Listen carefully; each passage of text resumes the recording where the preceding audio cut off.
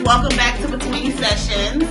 Hey, we are two brown chicks changing the face of therapy on both sides of the couch. I'm Ebony Harris. And I'm Elisa Bokeen. We are co-founders of Melanin and Mental Health, and this is Between Sessions podcast, where we discuss all the things related to mental health, minority communities, therapy, and just wanting to get more brown faces in therapy and more brown faces given therapy. Right. We want to get you on both sides of the couch. So in the therapy couch and in the therapist chair. Yes. There you go. Today we have the lovely Artemis. Yeah. Artemis is here with us. Hey, y'all. Thank you so much for joining us. Absolutely. Thank you all. And Artemis has been a supporter of mental health from day one. Yes.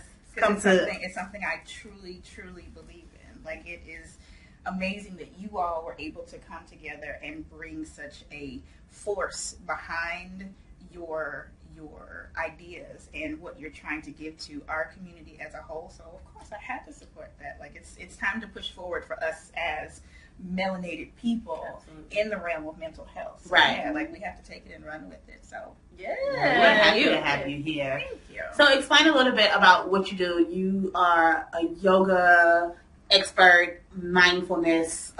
So explain. So I am a yoga therapist. So what I do with my yoga is it is more targeted, ailment specific, trauma specific, injury specific. But of course, I do offer what people will call regular yoga classes as well. So I'm all inclusive in the area of yoga. But I like tailoring my classes to help people release. It's not just about fitness. It is really all about the mindfulness and learning who you are while you're on your mat. And of course, meditation plays a big role in that as well. Mm-hmm. So, like, we always have some wind down time or meltdown time, if that is, what you need to do on your mat when we have our classes. That's awesome. And you hosted one of our events where you did the yoga for the brunch. Yeah. Self-care brunch. Yeah. Which was so awesome. We were on the side of the hotel with that beautiful mural. Yes. And it's like 30 people just outside next to the main street just doing yoga. Yeah, so cool. It was awesome. There's this one part, it's in the video, where, like, at one point you just see this butterfly, like, start flying all throughout. So it was a beautiful day. I think people really... That was one of our most popular, most successful events that we had. So thank you for being part of that. Absolutely. We definitely appreciate it. We appreciate it. So we want to talk about how all of this mindfulness yoga can be incorporated into being mentally healthy and taking care of yourself. Of course, we talk about self-care. You have on the self-care section. So we discuss self-care a lot. And so how do you think this all kind of connects? Let's start there and we kind of break it down. So how do you think all of those areas? I think mental health, yoga, mindfulness, and self-care are all connected because everything absolutely starts with you. I think as people, we are always, and we've also been trained to help everybody else, do something for someone else, push other people. And in that process, a lot of times we forget about pushing ourselves or caring for or about ourselves. And so now it is, especially through personal experiences of my own, like, I've had to retrain my brain to say, okay, yes, you are a helpful soul, but in order for you to be your best person and help these people like they need to be helped, you need to be at your best. So I have to be my optimal self. Right. And you see that so much in life and with your friends and, just in people you pass by every day. And so it was important to me when I started doing my yoga practice, how it turned things around for me to be able to share it with other people. Yeah. Which is so true. And I think women especially, we are it's just kind of in our nature to be the helpers and tending to other people's needs. And it's so easy to get lost in the mix. Right. Absolutely. And forget about what we need. And I think a big part, which I think a lot of therapists focus on this as well, is that you can't give what you don't have. That's right. And so you have to refill and make sure that you're rejuvenated and all those things before you're able to truly help somebody else. Right. So talk about yoga specifically, or which comes first, yoga, meditation, mindfulness, like what do you think people can start or should start? I think we can say it probably starts with mindfulness because first of all, you have to make that choice. Okay. So for me, mindfulness is the direct relationship that your emotions have with your behaviors. So you get to a point where you feel a certain kind of way, and then when you start to reflect and realize how it affects your day or it affects the days or emotions of the people around you, you're like, I really need to do something about this. So the change starts with you being mindful. And then you figure out what those mindfulness tactics are for you to incorporate into your daily life. So, I mean, I think it starts about, it's about that choice. Okay. And then if someone is interested in incorporating yoga into their mindfulness practice or into like their lifestyle, because it is something that, you know, like yoga became a fad for a while because it was like, oh, this is cool to do. Like everybody's hopping on the mat and you know, like they're doing these cool poses and like wearing the cute yoga gear. Doing these cool poses that, you know, like you're like, I want to do that and stand on one hand and all of that. I'm never going to be able to do that. But you know, like it became this huge fad and people started doing it not realizing the big benefit that would really come out of it. And then you're like, oh, I really like this. It makes me feel good. Like it's a community of people on the mat doing awesome things, and you learn like sometimes it takes time, but you see these people who are next to you because you'll be in a room full of people sometimes, or just like some of my sessions are smaller classes. So we have intimate moments for the participants to get to know each other and so that I can help them get to where they're trying to go in that moment. So you'll see people around you doing things that you can't do and sometimes you get discouraged, especially if it's a yoga pose that in your mind I should be able to. But that reflects back on your life and the things that, you know, in my life, I should be here. I should be able to. And the mat, the yoga mat, is not about that. I tell people all the time in class, nothing is important outside of the space that you are holding on your mat. Like, that is it.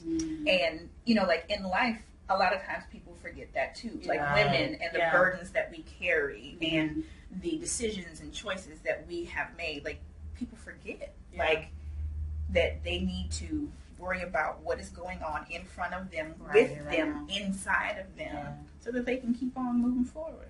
That's so beautiful. Because you just gave me, like, I'm so visual, so I'm thinking now whenever somebody's trying to pull me into their mess, like, that is not on my mat. This is all that matters.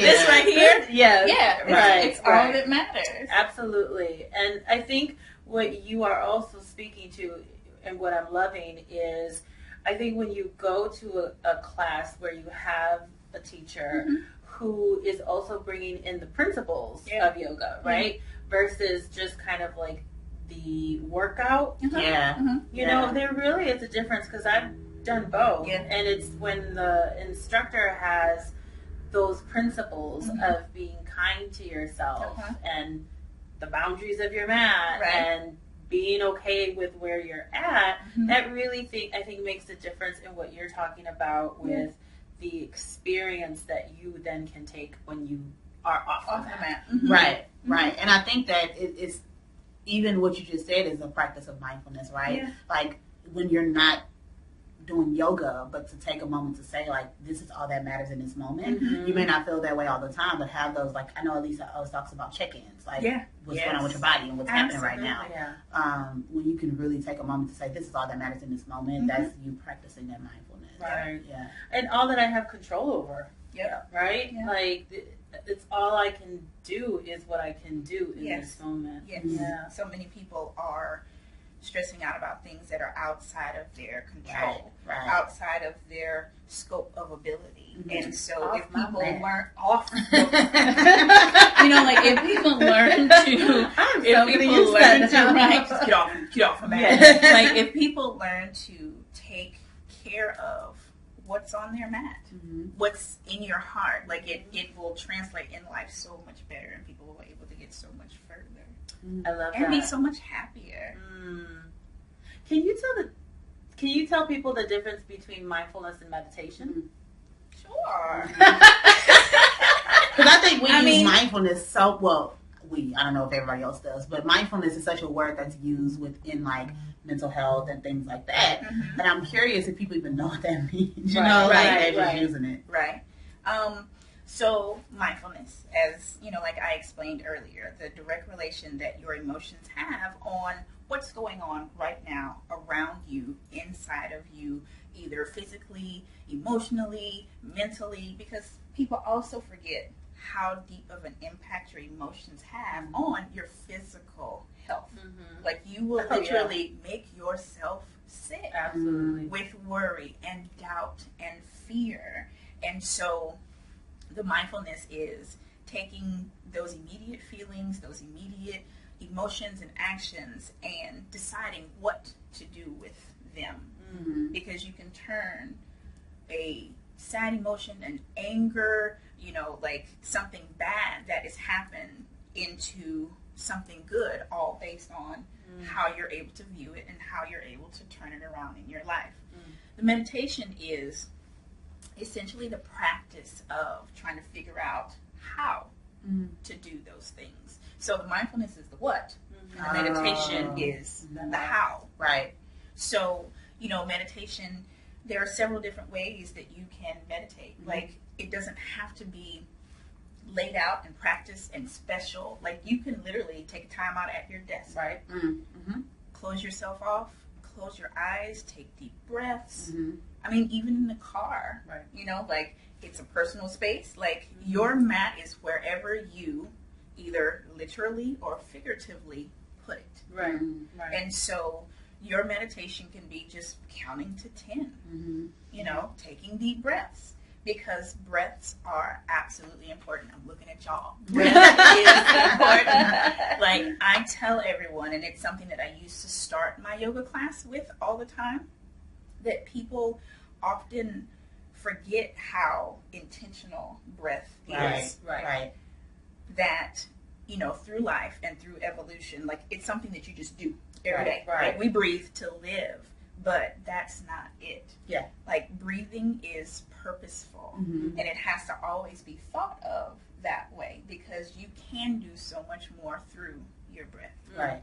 Anytime I've done any type of, when I've meditated or attempted to meditate or whatever, it's always comes back to that, to focus on your breathing, because sometimes your brain does this and does everything else, but if you always come back to the breath, It's a monkey mind. So you come back to the breath, then it forces you to focus on that. Yeah. Because it's just like, even with somebody just saying it, all of a sudden you now have awareness of it. Yeah. Well, and it's just like, it's a perfect example. If any of you watch Black Lightning, the daughter on Black Lightning, she targets and channels her energy through her breath. Okay. Yeah. Okay. That's awesome. That's really awesome. So just really being intentional, and I love what you said. Life, the breath being at the core of life, and then how you have to be intentional about your breath, and just how we have to be intentional about our lives, really. And then how mindfulness then plays a role with that, and how mindful, how present, how aware are you of what is going on right now in this time. What are some practical things that people can do to start to be mindful, right? So what are some things like, watching this video right now, I want to be mindful. What can I do? They're like, do I got to go on a retreat to Right. Costa Rica? Okay, that would be nice. No, like, you don't have to. We can make this happen.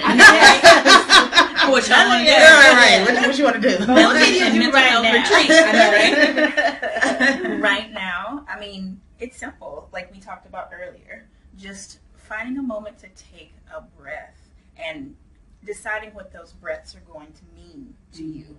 I need calm. I need peace. And find yourself in the calm and will it to be so. You know, like sometimes the breaths take longer, you know, like than others, because you can be so angry or so frustrated that it doesn't happen in an instant. And that's one thing I can say. I mean, just about life in general. Change does not always happen in an instant. Sometimes people will think, oh, well, you know, like it happened just like that, but you don't reflect on all the things that you've been through. Yes, the process that got you to where you are. Because when you put a seed in the ground, right? Yeah. It takes a minute. It takes a minute. Same thing with ourselves and our mindfulness and growing to be the best version of yourself. Right. And there has to be something when you become more aware of yourself, when you become more patient with yourself and your process, then it transcends that and goes into being more patient with other people. Right. Yeah. The kinder you are to yourself. You know, the more compassion you can have for yourself. Yes. It does begin to shift where you're like, okay, I'm maybe a little slower to anger. Doesn't mean I don't get angry, right? Because I'm not on the mountaintop, in the lotus position at all times. But that's one of those things too. Like yoga instructors get angry. Like we still have emotions. We are still human. Like we are still people. Because I will still get mad. Like because it's real. You know, like there's no turning it off. And you have to honor that just like you honor everything else. Absolutely. Like it's no turning it off. Like there's no magic, oh, this is never going to happen anymore. But it is, how do I deal with it when it happens? How do I push it out, the energy out to other people or even to myself when it happens? Right. Well, and that's just like what we've talked about with, you know, as therapists. It's not that we don't have life issues, relationship issues. Because we're not exempt from the human experience, you know? And so all of these emotions, which is what we share with our clients all the time, there's nothing inherently wrong with an emotion. It's a human emotion. It's what we do once those emotions come up. What do we do with them? How do they impact our behavior? How long do we stay in them? So I love that you say that. Just because I practice yoga doesn't mean that I'm always going to be in the Om state. I'm not always in the Om zone, y'all. Know? It feels good when I'm there, but I don't stay there. And I just want to keep coming back to the how you treat yourself is how you tend to treat others. Absolutely. And so, kind of like you said, when you have chosen to be more mindful, to do what's best for you, to take care of you, then it does put you in a better position to be able to do that for other people. And so I feel like a lot of times there's discussion around, like, if somebody is being negative or whatever their reactions are to you, tend to have less to do with you and more to do with them. And so being able to understand, why do I react this way? Why do I talk to myself this way? Why do I treat myself this way? Then in turn will help you understand why you react to other people that way as well. Absolutely. So mindfulness is really, it's helpful in learning and understanding yourself. Go ahead. I'm looking, because I'm like, we got Destiny, and I hope I'm pronouncing it correctly, Lana. And Destiny, you know, making that point that some people don't think you can be genuinely positive or emotionally healthy without calling it fake. Right. You know, and I think it's that part that just because I can be more mindful, it doesn't mean that the emotions I'm more mindful of or that I practice are solely those that are more socially accepted. Like, you know, be positive. And, you know, it's like the idea that I can encompass all of these emotions. And just be aware of them, because that in and of itself is emotional intelligence. You know, what you were speaking to at the beginning. Right. And I think to Destiny's point, I can still get angry. It just may take longer. I might not let everything affect me because I have created this circle or created this bubble around me where I understand that everything isn't about me. And I think that's the best thing you can do in life. That's one of the core ingredients. Is everything doesn't have to be about you. You have to let go of that responsibility and let people have their own emotions and their own feelings and not take that on. You gotta let people stay on their own mat, right? There you go. There you go.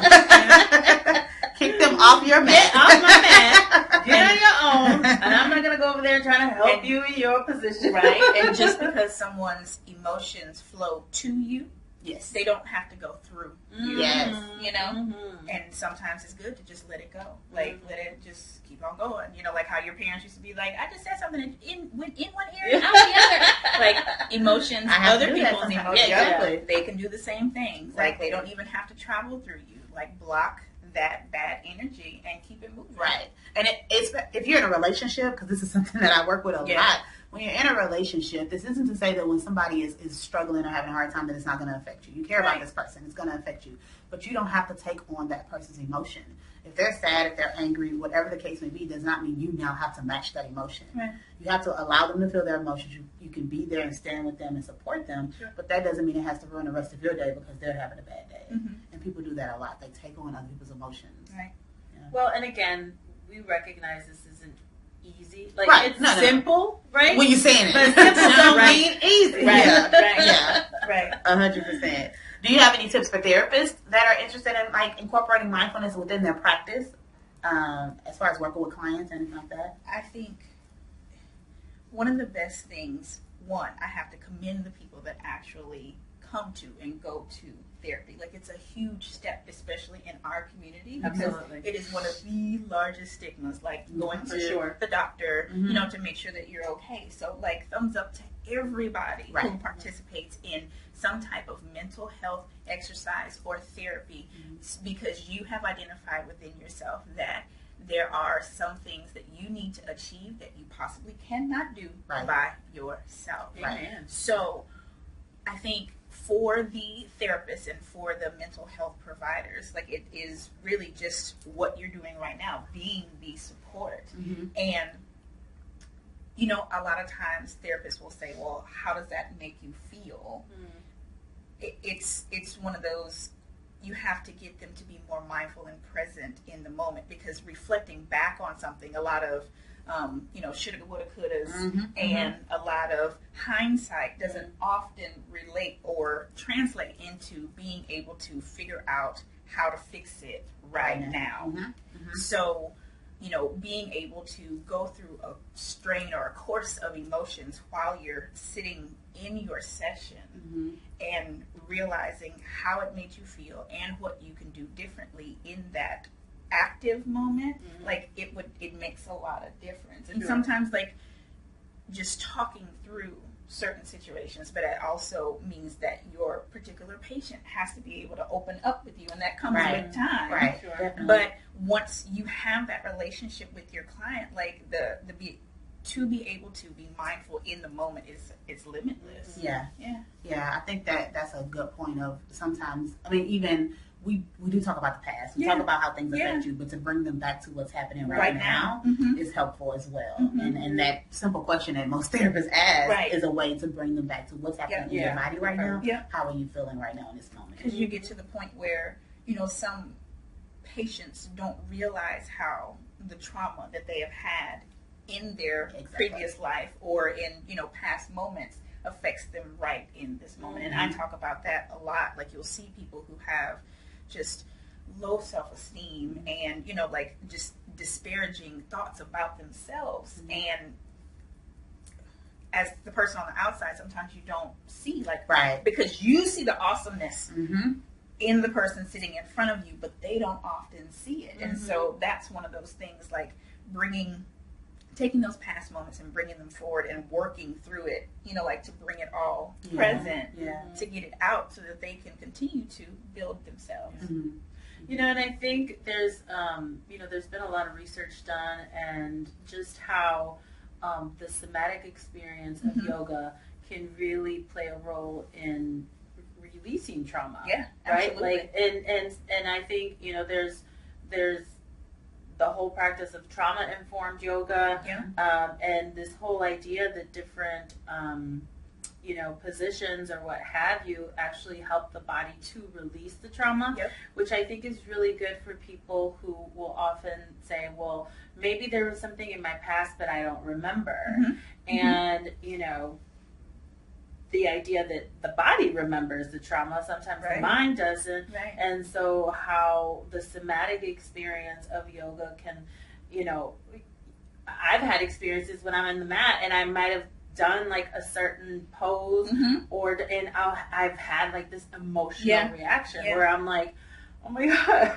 You know, like, right. And there is a release. Yes. And it's an absolutely wonderful experience. And it's one of those, like, you have to realize, like, just in your sessions as well, like, it's okay to cry. Like, I have had many people boo the who, you know, like, on their mat. And it was what they needed in their space in that moment. And I absolutely applaud that and accept it and provide whatever energy that they need in that moment to, you know, move on and make it through that moment. Right.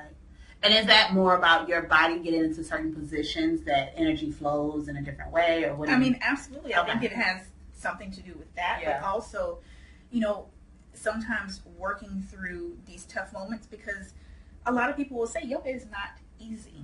You know, it's like it's not. It's not. You're like, you know, like go stretch, like no. It's not easy and make you gotta listen. Yoga is not scary, but it's not always easy because you have to overcome sometimes shortcomings within yourself that people don't even think about. Like, oh, I'm just going to exercise, or I'm just going to do yoga. But it's a lot more than that. So, you know, like, you'll see people and they come in one way, you know, it's like, I got this. And then they leave and it's like, humbled. I really didn't have this, but you know what? I'm going to do it again. Because I figured out something in myself that I didn't realize. And this yoga, it's what got me there.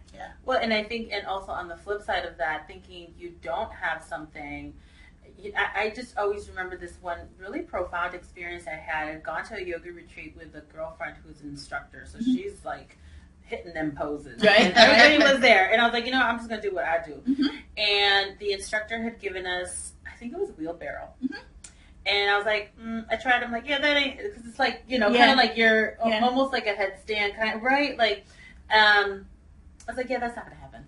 And so then I just was like, whatever. But the teacher came around and she was like, do you need any, you know, help? And I was like, yeah, like, let me just see what she says. And she sees me doing it, and then she was like, okay, all you're going to do, make this little adjustment with your arms, and then do this.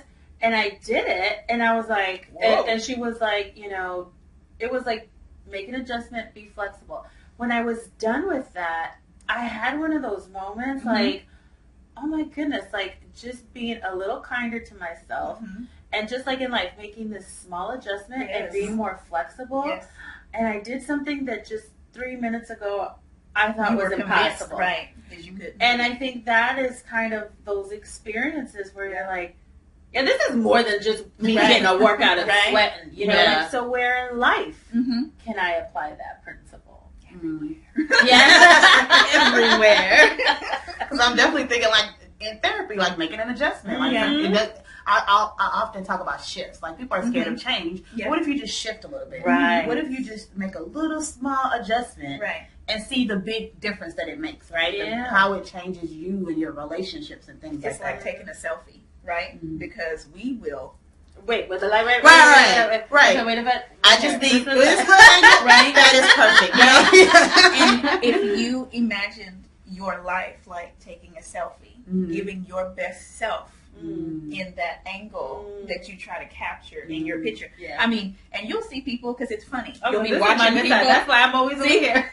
Like, you'll be watching people from afar, and they're doing these selfies, and it's like, it looks so silly to us because they're trying to get it right. But that's life. Like, it's not about how we see it. They're on their mat, you know, trying to get their angle right. I mean, and it's the same thing with yoga and on the mat. Like, it's just a different approach. At trying to get the right angles. Love it. Right. I need to go to yoga class. What time is it? Right? Can we do 5 minutes of mindfulness? We can. So, why do you think therapy is dope? Because we know that you support melanin and mental health. Absolutely. Why do you think it's important? Therapy is important, and why is it dope? Because I think therapy is dope because it gives people an opportunity to get outside of themselves. It gives people an opportunity to get support from others that are genuinely interested in the betterment of them. Love it. That there's no agenda behind the help other than I am here for you. And I think that's an awesome thing. Like, sometimes help comes with stipulations. Sometimes, like, assistance comes with unnecessary regulations and things that you don't sign up for. And to have someone who is genuinely there for you and does not judge you is absolutely awesome. Yes. And it is, for a lot of people, hard to come by. And to think that it's still such a stigma and people have such a hard time stepping outside of that box of fear to go to someone they don't know. But then when they do, they realize really how much they've been missing or how far they can go with this absolutely, like, it's unrelenting and it is unselfish help. I think that it needs to be, the agenda needs to be pushed more. Absolutely. Yeah, I think you made a good point about this person is about you. Like, they're here to help you, nothing else. Which, is hard. It's very few relationships outside of therapy where you're going to get that, because even with friends, it's reciprocal, right? Not to say it's a negative thing, it's just that we support each other. Whereas this person is here solely to support you. You don't have to worry about the therapist's feelings. And if you do, find you another therapist, right? Like, because if the therapist it's becoming a session about the therapist's feelings, okay, we go find another therapist, Because the therapist needs a therapist, to deal with their feelings, what they have going on. And that's the same thing on the yoga mat. Like, a lot of people I have personally spoken to have been off-put by yoga because of the particular instructor. They feel afraid to go to a yoga class because they know, well, I can't do A, B, and C, even though you found through the minor changes and through some support, you're able to. But they're just afraid of. I don't know why that keeps happening. That happened last time, music breakout. It's the interlude, but you'll find those yoga instructors who have their idea of what your practice is supposed to be, and that's not what yoga is about. Like, I'm here to lead you and guide you through what you need. Like, I call the people who participate in my class, like, you're my babies when you're in there, and I'm here to nurture you however you need. It's your own experience, it's your own path. I'm just here to make the minor adjustments and to support when you need. And so I definitely suggest to find not just a therapist, but if you're interested in yoga, a yoga instructor or a teacher like that, because you would get so much further with your yoga practice or with your therapy and your mindfulness if you do. Right. Are there any resources or books surrounding this topic that you would suggest people kind of look into? So, yoga-based book. I have my book. Yes. I don't know if y'all can see this. It's called, look y'all. It's called Meditations from the Mat. And it's a book of daily reflections on the path of yoga. So it's 365 days of reflections. So you can turn to any day and it will give you a small quote and it will break it down. And it's broken down in several different parts. I think it's probably 8 parts of the book, because there are also 8 limbs of yoga. But, that's a whole nother discussion. But it is a great book because it gives you inspiration, and they're short little blurbs, and you can read it and go on about your day. Okay, love it. And I think another book that I like to read is myself. I think so many people spend time basing their lives on what other people think it should be, or what society feels I should look like, or how my hair should be, or what I should do with my career. That you lose sight of yourself, and that goes back to your mindfulness. But I like checking in with my own emotions. Like, I am my own best book because it's not complete yet. And I have the opportunity every day to add a new page or close a chapter or tear out a chapter and make a new one. So I love that. That's awesome. The book of me. Study bestseller. Learn it. Right. Exactly. Do you have any resources or anything that you? I love. How do we mispronounce his name? John Kabat-Zinn. Wherever you go, there you are. I love his work. Off the top of my head, I can't really think of another like mindfulness. Oh, and A Day of Judith for the yoga books. Like I think it's called The Wheels of Life. Really, really like her work as well. So yeah, that's awesome. I would just say this is something that I've done just to help me get more into the practice of mindfulness and meditation. Is YouTube. YouTube is great. Right. I've been doing like 5-minute meditations just to kind of get me into more of the habit of it and really being paying attention to what's happening in my body and things like that. So I think if you're like not sure if this is for you, which it is, but we're gonna let you know that it is. But no, if it's something like, oh, that's a lot for me to try to go and because I know for me. Even yoga is intimidating to me, but it's because I don't feel comfortable in just being in the moment. And so that's why I'm choosing meditation first. So YouTube, check out. They have thousands unlimited resources, videos of just, and it's nothing but just somebody telling you close your eyes, breathe, pay attention. It might be music and like whatever case may be, but they have a lot of options there for you to start and just kind of explore it a little bit. And your iWatch or your Apple Watch. It has a little app because mine will pop up and tell me to breathe. Like turn it on. Like it's on your arm every single day. Like if you can check your text messages on your phone or on your watch, like you can use the apps that are on there that also will help, like with your mindfulness or just your purposefulness through the day. Right. Headspace is another app that can help introduce meditation and mindfulness. And I think again, like it doesn't have to be something super duper complicated. Yeah. Right. You can set up your own little space where you have but meditation just being like the intentional sort of bringing attention to that one thing. Yeah. It's just a focused amount, like a very focused attention, and just do like a minute, 2 minutes. Yeah. And I think the part that if you can read up a little bit on that is that it rewires your brain. Absolutely. So it's not just something about like, let's just whatever. No, it's rewiring your brain. Mindfulness rewires your brain. When you are in the moment, you're noticing, like, I think we've talked about this before, like when you're washing your hands, like really pay attention to like how the water feels, the temperature.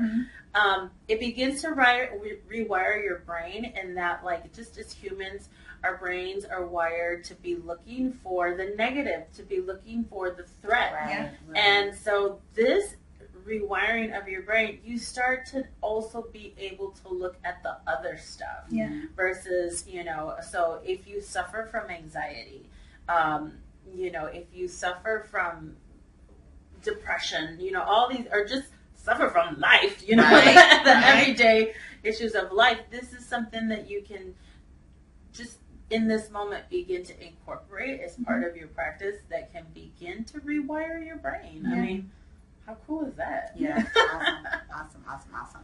All right, audience, so tell us more about your business, your practice, and how people can find you. Yeah, where can they find you at? Everywhere. No. Everywhere. Just walk out and Google me. You could, but you can definitely find me on Instagram. It's Cosmic Soul Yoga. And of course, my personal handle is Artemis Reign, and it's ARTEMISREIGN. I do have a website, cosmicsoulyoga.com. And I just recently relaunched my website, so I'm still adding content, but it's definitely there. It is definitely, like in full effect. So feel free to check it out. If you're interested in booking an appointment with me, you have that option on the website as well. But if you are more prone to social media. Like, you can definitely send me a message on Facebook or Instagram, tweet me, all of that. Like, I am available on all of those platforms. And you provide one-on-one? I do one-on-ones, and I do group yogas, meditations, fitness consultations, personal training. Like, I am a all-encompassing. Oh, you do personal training also? I do. Like, I am an all-encompassing wellness professional. Right? Okay. Awesome. And, a lot of people have approached me because they're interested in starting, but they're not sure about doing it by themselves. Guys, if you have like your best group of friends that you can go out and drink with, have happy hour with, we can do yoga too. Like, I know, right? Okay. I'm just saying. Suddenly read you. I mean, and we can have wine, and we can wind down with our yoga, and I think a lot of times people put more pressure on themselves with the whole idea of what society has made yoga to be. And it, again, is all about that personalized experience for you, because your yoga session can be different than your yoga session than the next person. So just drop the fears. If you have any questions about yoga or wellness or anything, definitely contact me and I'll be able to help you. Awesome. Thank you so much. Yes, thank you. We're about to go downward dog. Thank y'all for listening and watching. Yes, we appreciate it. Of course, you can find us across social media at Melanin and Mental Health. Also, the podcast is on all platforms, Between Sessions Podcast, so SoundCloud, iTunes, Google Play, Stitcher, all those places. So check us out. We appreciate your support. Make sure you leave reviews on iTunes. That really helps us get found by more people. And we will be in Austin. April 20th. 420. Hey. We will be in Austin. Yeah. At the W Hotel Bar. Yes. Okay. That's going to be good. Yeah. They have a beautiful space there. So come out, Austin. Yes. Come meet the two brown chicks that you've been following in person. Yes. We're going to have our ambassadors there as well. We want to get to know you. We want to know all the dope things that Austin is doing to promote mental health. So come out and just spend some time with us. Yes, we cannot wait to meet you all. So come check us out there. And do we have anything else? I guess that's it. That's it right now. Just, the website, website. Oh, yes, website. We are winding down. A few more weeks of the 3 free months, and then that'll be it. So please, please, please sign up and enjoy it and take advantage of getting the 3 months free. Being on a directory. I think the website was down for like 3 hours last week. I freaked the F out, but it's back up. So if you tried to log in at that point, I think it was right after Danielle had posted something, people were like, oh, da-da-da-da, and then I found out the website was down. Oh, no. But yes, please go back. Please get on. People are looking for you, and we want to make it as easy as possible for them to find you. Also, if you're interested in writing a blog or anything like that for our website, let us know. We would love to have you help us create more content, because we want this to be the hub for minorities when they're looking for information about mental health. So we are trying to put as much information as we can, but we can also use your help. So thank you guys so much for the support that we've had so far. All right, now. All right, we'll talk to you guys next week. Bye.